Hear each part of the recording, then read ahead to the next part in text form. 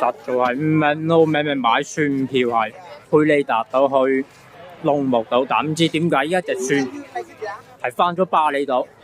哇，咁啊諗嘢咁亂嘅，好似真網上做攻略嗰時唔係咁嘅喎，冇話要翻巴厘島係轉算嘅喎，最多就話喺 ATM 島咁樣聽，跟住再直接過龍目島，冇話翻巴厘島嘅喎。我而家感覺有啲似以前細嗰時咧，搭嗰啲巴士上廣州俾人賣豬仔咁嘅感覺咯。而家要我等嗰隻船，可能要落晒啲客，再等我哋再選，大概20分鐘到。我明明買嘅係快船票啊嘛，真係比較貴嗰隻嘅。